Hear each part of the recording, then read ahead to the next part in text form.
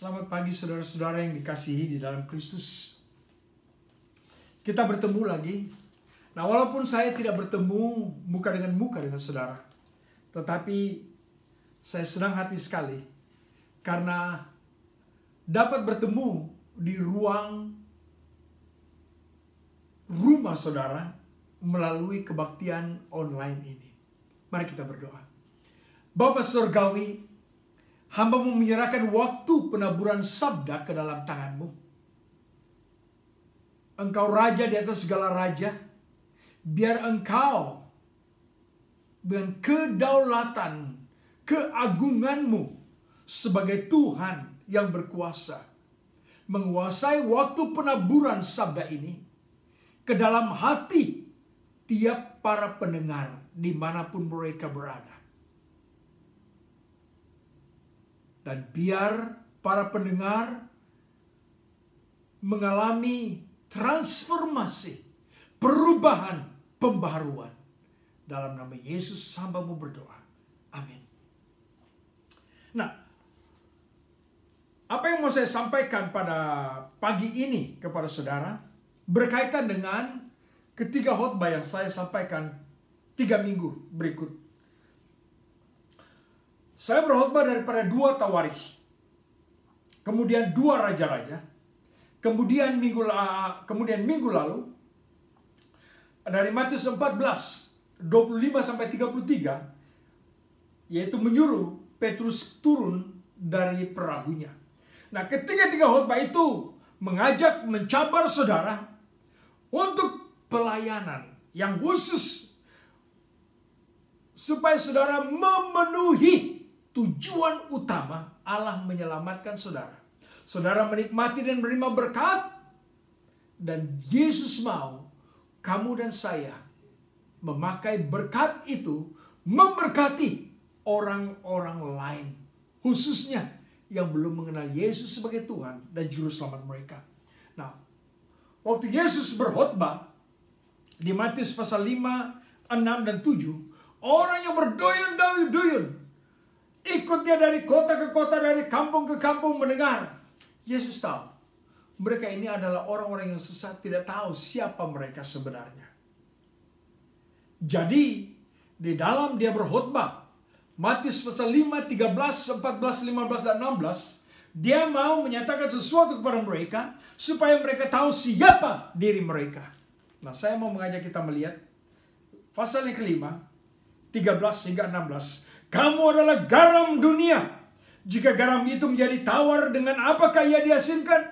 Tidak ada lagi gunanya selain dibuang dan diinjak ke orang.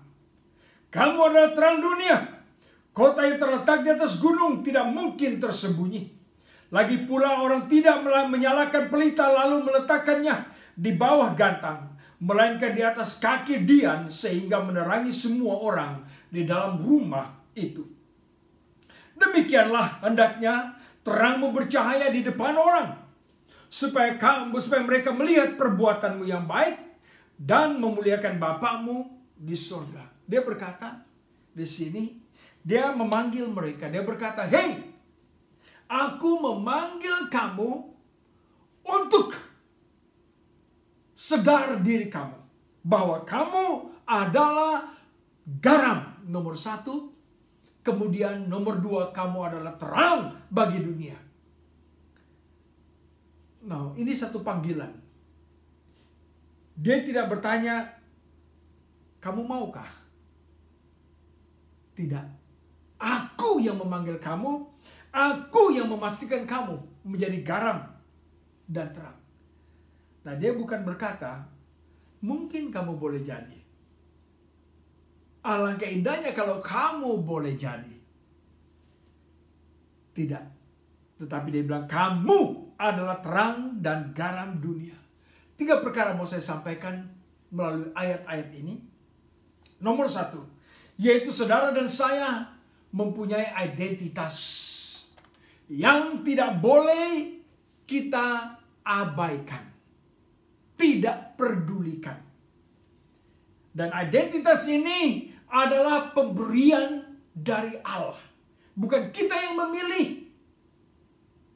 Bukan kita bertunggus-lumus bekerja untuk mendapatkannya, tidak. Tapi Dia memberi dan mengutus saudara dan saya.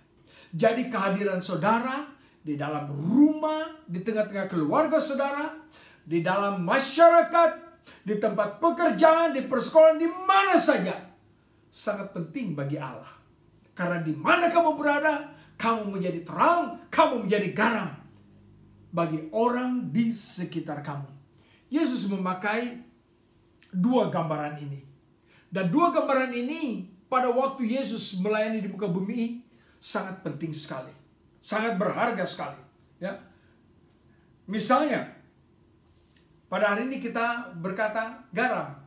Garam itu kita beli paling murah di kedai. Lalu kita bawa pulang, simpan di botol, lalu simpan di dapur. Dan kita hanya memakainya apabila kita memerlukannya. Itu pun sedikit saja. Jadi bagi kita garam, aku tidak peduli. Itulah kita meremehkan Matius 5, 13 dan 16. Karena garam itu tidak berarti bagi kita. Tetapi di musim Yesus, garam kalau ada di atas meja, berarti makanan itu berharga. Berarti dan makanan itu lumayan. Garam memastikan makanan tidak buruk. Dia memurnikan. Dia membunuh kuman.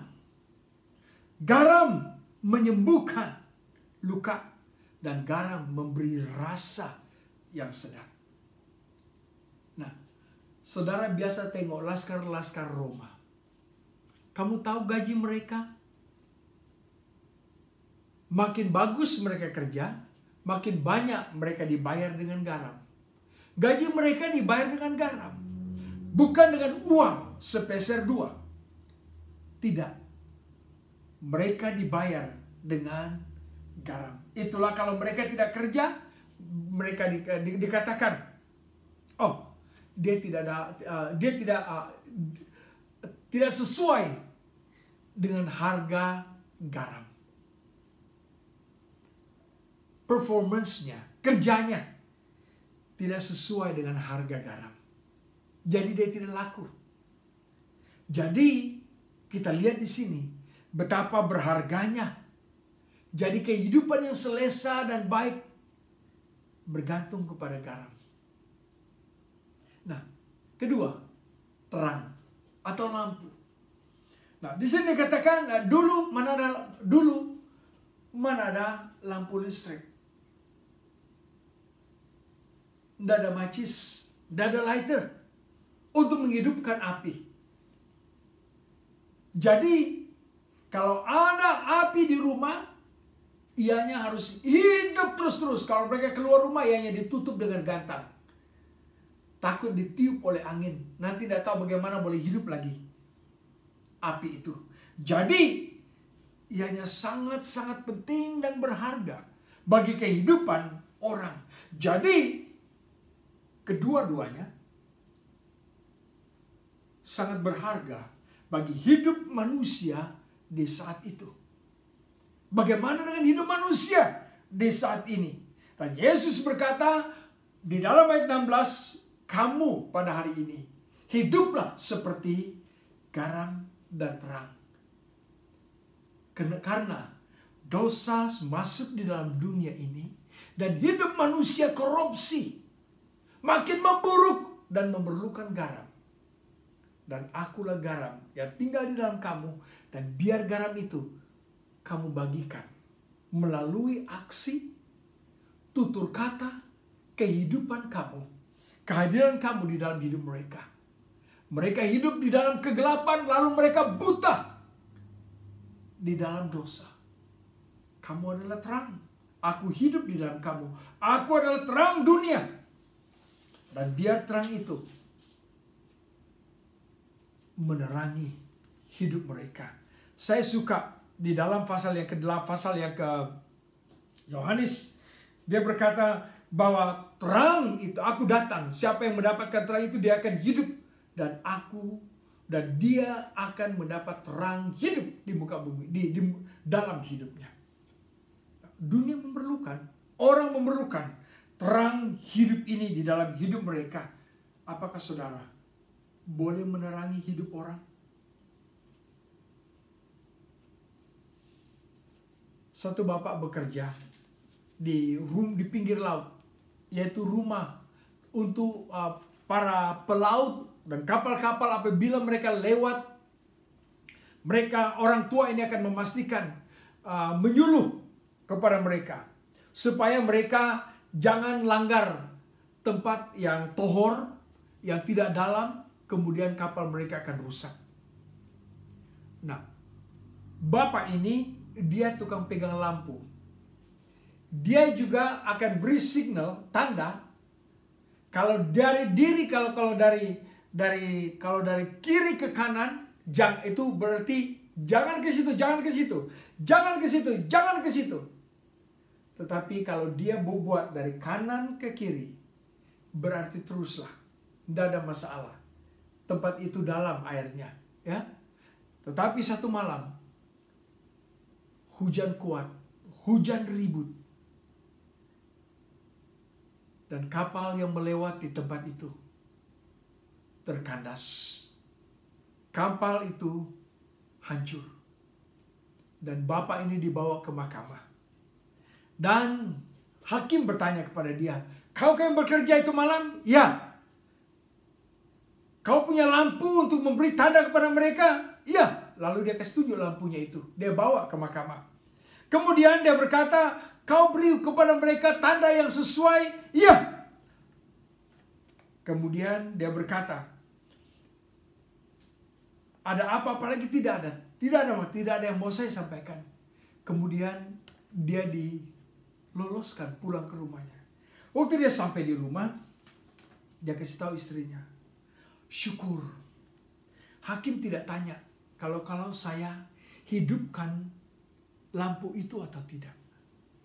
Karena itu malam saya lupa menghidupkan lampu itu. Itulah mereka terkandas, kapalnya hancur. Karena saya tidak menghidupkan lampu dan membawa mereka ke tempat yang tohor dan kapalnya rusak." Saudara kesalahan Tuhan, orang Kristen seringkali terang itu tinggal hidup di dalam kita, tetapi kita tidak memberikannya kepada orang lain. Orang lain tidak merasakan kehangatan dan terang itu melalui tutur kata kita, keberadaan kita, kehadiran kita. Kita sama saja dengan mereka. Dan Yesus berkata, "Hey, stop, orang Kristen." Di dalam Yohanes pasal yang ke-8 ayat yang ke-12, Yesus berkata begini, pasal yang ke-8 ayat yang ke-12. Yesus berkata begini, "Akulah terang dunia, barang siapa mengikut aku, ia tidak akan berjalan dalam kegelapan. Dia tidak akan rusak kapalnya di langgar itu batu karang, melainkan ia akan mempunyai terang hidup." Dia akan selamat kalau dia ikut aku. Dan orang hanya boleh mengikut Yesus kalau saudara memimpin mereka. Kalau saudara memberi signal yang sesuai, yang benar. Dan kalau saudara menghidupkan lampu terang dunia itu di dalam hidup saudara. Nah, saudara kesalahan Tuhan, yang kedua, selain daripada identitas kita yang baru, yang tidak boleh kita abaikan ini, kita sebagai orang-orang Kristen mempunyai pengaruh yang tidak juga boleh kita abaikan, remehkan, rendahkan. Pengaruh kamu dan saya sangat besar sekali bagi dunia ini, yaitu pengaruh ketuhanan, pengaruh rohani. Yesus berkata, "Di mana kamu berada?" Saya katakan tadi, di dalam keluarga, di dalam masyarakat, di tempat pekerjaan, di persekolahan, dimanapun kamu membuat perubahan. Jadi kali ini, dimanapun kamu berada, kamu membawa suatu perubahan melalui pengaruh yang datang dari dalam hidup kamu kepada orang-orang yang menggauli hidup kamu, yang bersama dengan kamu pada saat itu. 2 anak yang berumur 6 tahun. Hari kedua mereka pergi ke sekolah, mereka jalan sama-sama. Hari pertama mereka jalan sama-sama, tapi mereka dipisahkan. Satu kelas E, satu kelas B. Jadi besoknya mereka jalan pergi ke sekolah sama-sama. Jadi Charlie berkata kepada Chuck. Charlie bilang, kau tahu kah kemarin? Hari pertama, baru hari pertama aku masuk sekolah, sudah aku dibawa pergi di bilik pengetua sekolah. Lalu aku diurotan 3 kali. Dan dia berkata, itu karena salahmu. Hah? Kenapa aku yang salah? Kita kan kawan baik. Dan selama ini aku dipengaruhi oleh engkau. Jadi apa kau buat, apa kau cakap, semua aku ikut. Rupa-rupanya pengaruhmu itu membawa aku ke bilik pengetua sekolah untuk diurotan. Saudara kesan Tuhan, jangan orang Kristen terjadi begini. Jangan ada orang Kristen yang menjadi yang memberi pengaruh yang tidak baik. Kamu dan saya mempunyai panggilan sebagai orang-orang Kristen untuk mempengaruhi dunia dengan pengaruh surgawi. Karena Yesus tinggal di dalam kita. Dia bersemayam. Dia bertata di dalam hidup kamu dan saya. Dan dia bekerja melalui hidup kamu dan hidup saya. Dan dia mau memakai hidup kamu dan hidup saya sebagai garam, nomor 1. Sebagai terang menerangi keadaan di mana saja. Jadi dia berkata, aku mau bekerja melalui kamu. Aku mau memberkati melalui kamu. Aku mau memakai kamu. Dari itu, kamu harus hidup sesuai dengan pengaruh. Identitas dan pengaruh kamu. Dan pengaruh kamu itu adalah pengaruh yang baik. Nah, saya harap kalau kita pulang dan malam nanti, kalaulah ada bulan, sekarang musim hujan. Kalau ada bulan, coba perhatikan bagaimana juga bulan itu. Nah, saya mau beritahu kepada saudara. Bulan akan terang benderang apabila dia menerima cahaya dari matahari tanpa ditutup, diganggu oleh dunia yang berputar. Lalu dunia menghalang pancaran daripada matahari ke bulan itu. Kita tengok crescent, bulan sabit. Berarti dunia setengah menutup. Jadi kita tidak. Jadi kamu tengok kalau bulan sabit tidak begitu terang. Nah, itu gambaran kebenaran saudara dalam hidup kita sebagai orang Kristen. Apabila hidup kita ini dipenuhi oleh hal-hal keduniawian. Apalagi kalau dia sudah makan sampai setengah. Tinggal setengahlah terang yang ada pada kita. Tinggal sedikitlah garam yang ada pada kita. Di khotbah yang pertama, yang kedua, saya mengajak saudara untuk mencari wajah Yesus dan berdoa. Saudara ingat Nabi Musa? Tiap kali dia berada di hadirat Allah, mukanya itu terang benderang, mengkilat sekali. Jadi kalau dia turun dan dilihat oleh orang-orang Israel, mereka berlari, bergegas lari daripada dia. Mereka tidak tahan melihat sinaran, pantulan, kehadiran Allah di dalam hidup Musa yang luar biasa itu. Nah, orang-orang Kristen pada hari ini, itulah Yesus berkata, jadilah terang dunia. Dia mau kamu dan saya menerangi hidup orang yang hidup di dalam kegelapan di dalam dunia ini. Yaitu melalui kesaksian kita, melalui tutur kata kita, aksi kita, kepribadian kita. Kepada orang yang hidup di dalam kegelapan. Malangnya kita selalu membiarkan dunia menguasai hidup kita. Kita mencampur baurkan kehidupan kita dengan dunia. Lama kelamaan kita diseliputi dibungkus oleh dunia, dan terang itu tidak bercahaya lagi. Terang itu sudah hilang. Dan ianya diibaratkan sebagai garam tadi dikatakan, kalau sudah tidak ada rasanya, dia akan dibuang dan diinjak-injak oleh orang. Begitulah kesaksian orang-orang Kristen kalau kita tidak melakukan apa yang Tuhan mau kita buat.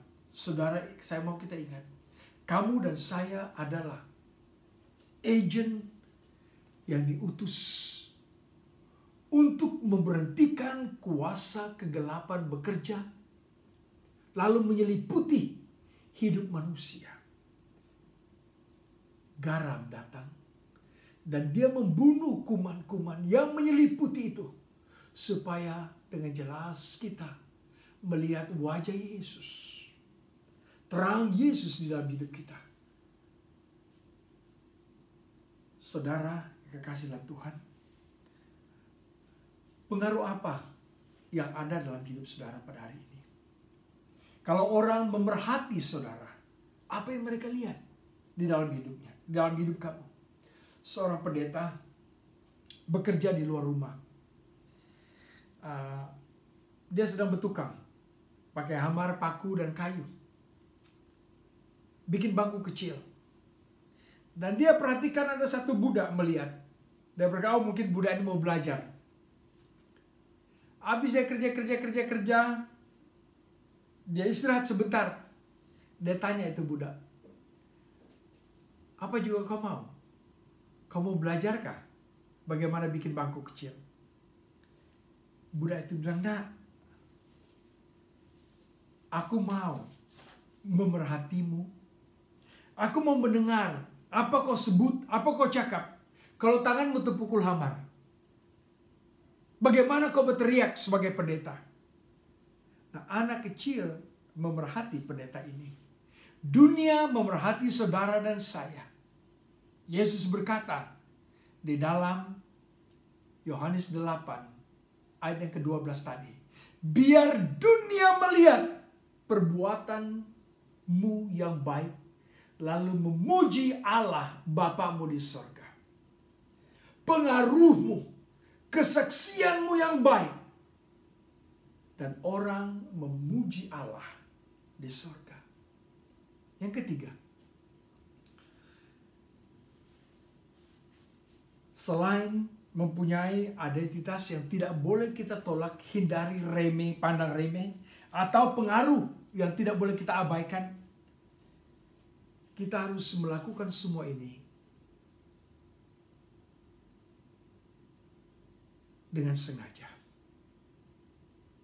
Sengaja mengambil waktu, sengaja meluangkan waktu, sengaja bertugas lumus, sengaja mengangkat dan melakukan segala-galanya.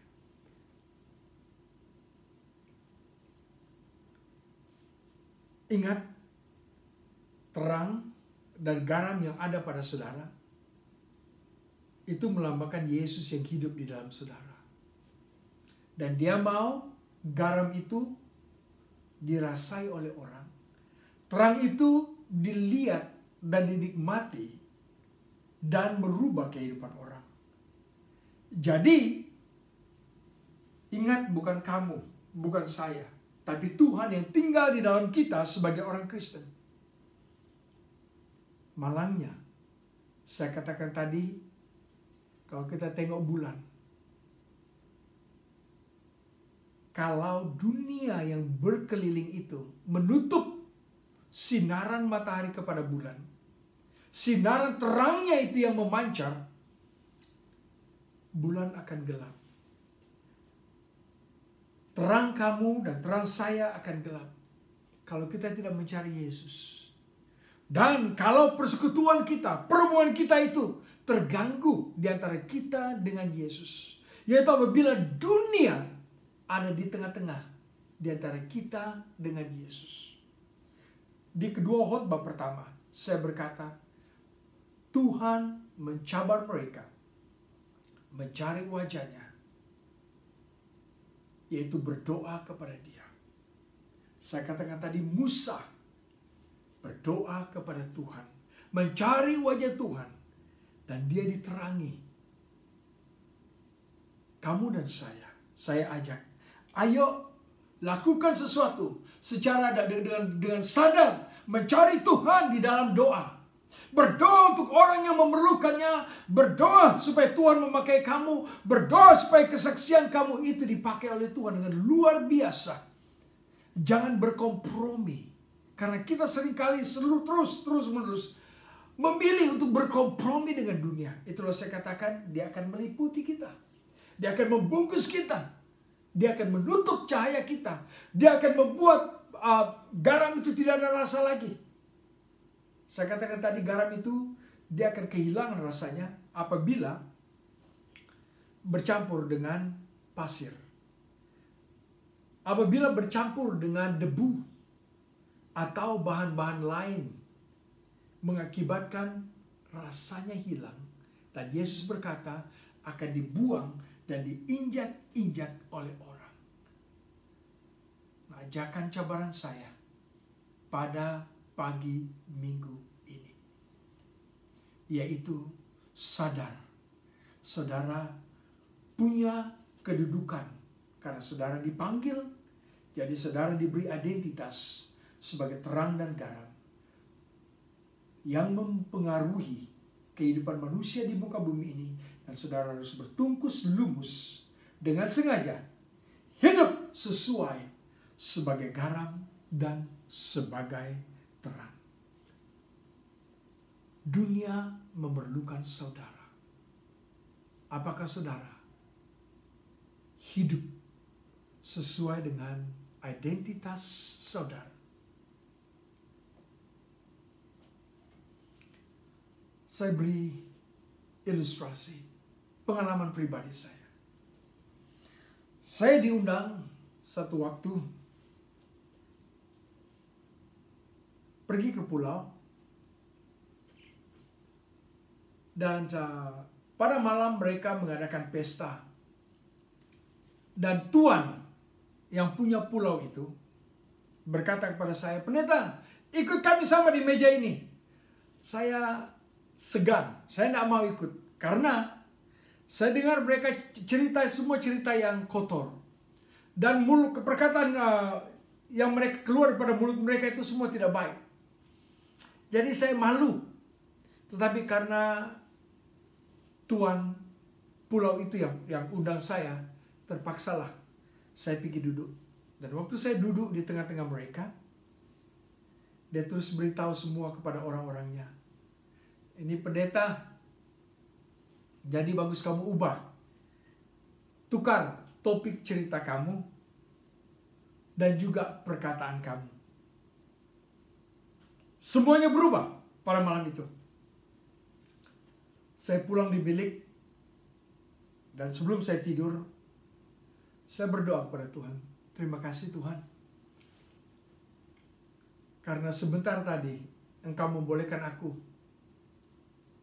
menjadi garam, supaya pikiran yang corrupt, pikiran yang rusak, yang buruk itu, melalui garam yang ada tadi, stop. Mulut yang tidak baik tadi, stop. Dan sekurang-kurangnya terangmu menghinggapi hidup mereka sebentar tadi. Saudara yang dalam Tuhan, Tuhan memanggil kamu dan saya. Saya katakan tadi, dalam keluarga, dalam tempat pekerjaan, kemasyarakatan, persekolahan, dimanapun, kamu penting bagi Tuhan. Karena kamu diminta untuk merubah keadaan, menjadi garam dan menjadi terang. Saya akhiri dengan cerita pendek ini. Satu bapak berkebun dan menemukan permata yang luar biasa berharga. Dia simpan di tasnya, di bakulnya, dan dia berjalan pulang senang hati. Tetapi di tengah jalan ada orang bertemu dengan dia dan berkata, "Pak, saya kelaparan betul, adakah makanan yang boleh diberi?" Bapak ini berkata, ayo duduk. Dia kasih keluar makanan. Dan waktu dia kasih keluar makanan itu, terkeluarlah, nampaklah permata yang luar biasa harganya itu. Orang itu habis dia makan, dia berkata, Pak, bolehkah aku minta permata itu? Dia heran sekali. Karena Bapak itu memberi tanpa was-was. Ambillah. Oh, orang itu ambil lalu berlari bergegas. Sekuat secepat yang mungkin. Jauh daripada pemberi itu. Tetapi kemudian dia kembali bergegas. Dia berlari lagi kepada Bapak itu. Dia bilang, Pak, aku tidak mau nih, aku mau kasih kembali. Aku mau sesuatu. Dia berkata, aku mau apa yang ada pada Bapak, sehingga Bapak bersedia memberi permata yang luar biasa berharga ini kepada saya. Macam tidak ada bagi Bapak. Pasti ada yang lebih berharga dalam hidup Bapak. Bapak itu berkata, Yesus. Yesus. Pada hari ini, dunia mencari permata. Kamu ada Yesus yang lebih berharga dari segala-galanya. Kalau sekarang garam tidak laku, terang tidak laku, tapi Yesus berkata, aku panggil kamu menjadi garam dan terang. Bukan garam perisa, bukan terang lampu suluk, tetapi garam Yesus, terang Yesus menerangi dunia. Yang hidup di dalam dosa, yang memburuk hari demi hari di dalam kegelapan. Dia berkata, orang Kristen, aku utus kamu menjadi garam dan terang. Kita berdoa. Bapa Surgawi, ubah, sadarilah, kemudian yakinilah tiap orang Kristen, tiap para pendengar, bahwa mereka adalah garam, agen yang memberhentikan dunia memburuk. Mereka adalah terang yang menyinari kehidupan kepada manusia yang bergegap, berjalan di dalam kegelapan. Dari itu hamba-Mu berdoa, biar kami sadar kami punya identitas, kami punya pengaruh, dan kami harus bekerja dengan sengaja, bertungkus lumus berkeringat, untuk menjadi saksi-saksi-Mu yang hidup sebagai terang dan garam. Dalam nama Yesus kami berdoa. Amin. Saudara dalam Tuhan, saatnya tiba untuk kita masuk ke meja Tuhan yang kudus untuk menjamu perjamuan yang kudus. 1 Korintus 11 ayat 23. Rasul Paulus mengajak gereja di Korintus untuk menyelidiki, menguji diri mereka sebelum menjamu, memastikan mereka layak masuk makan bersama Tuhan. Dia berkata, kalau kamu tidak, kamu akan sakit. Malah tidak sedikit yang mati. Karena masuk di hadirat Allah tanpa hormat, takut, dan ibadah yang benar. Gereja Baptis mengundang siapa saja yang sudah menerima Yesus sebagai Tuhan dan Juru Selamat, kemudian sudah dibaptis, apakah dia dipercik, diselam, atau bagaimana. Yang penting saudara sudah dibaptis, dan saudara yakini pembaptisan tersebut. Kami undang saudara masuk ke perjamuan ini bersama dengan kami. Mari kita berdoa. Kami bakal masuk di meja-Mu yang kudus dengan hati bersuka, syukur yang tidak terhingga untuk pengorbananmu ya Bapa, untuk pengorbananmu ya Yesus.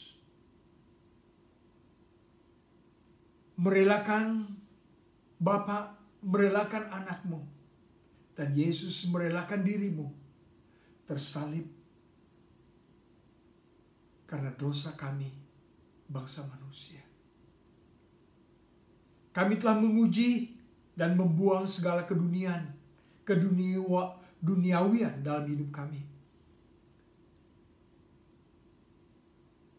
Dan biar Engkau menyinari hidup kami sepenuhnya dengan sinaran Yesus, sinaran kehidupan yang membersihkan segala kegelapan dan dosa dalam hidup kami, yang telah meneteskan darah menyucikan dosa kami.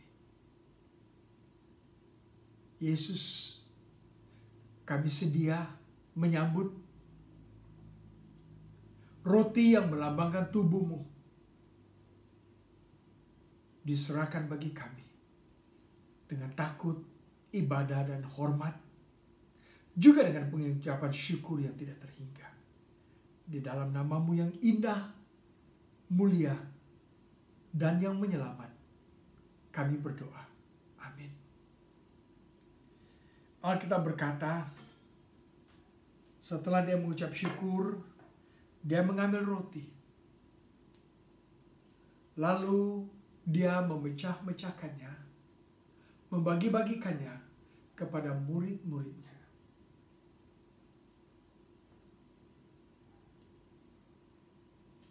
Setelah itu,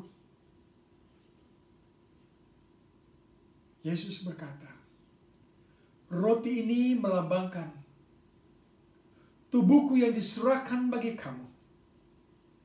Tiap kali kamu memakannya, ingat akan pengorbananku. Mari kita sama-sama memperingati pengorbanan Yesus.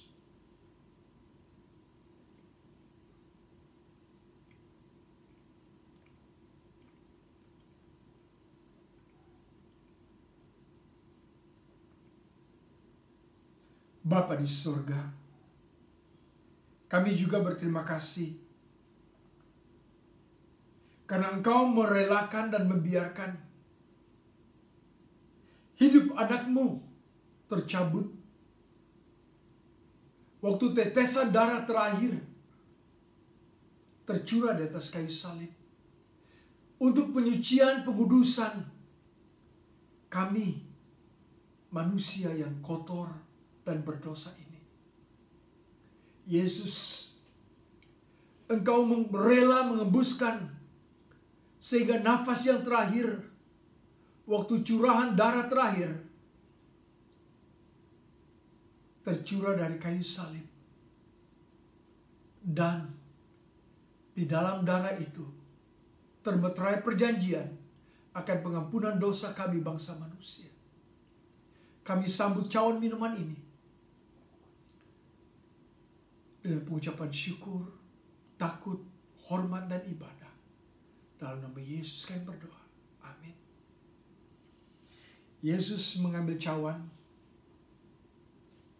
lalu dia membagi-bagikannya kepada murid-muridnya.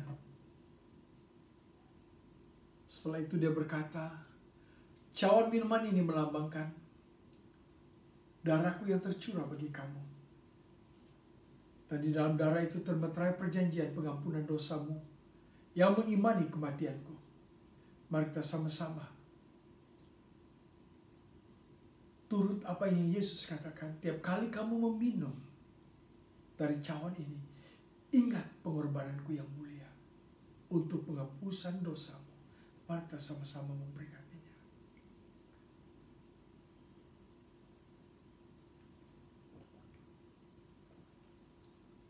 Terima kasih Bapa Surgawi, terima kasih Yesus, terima kasih Roh Kudus untuk pimpinanmu dari permulaan ibadah kami sampai di akhirnya. Semua kemuliaan kami kembalikan kepadamu. Di dalam nama Yesus kami berdoa.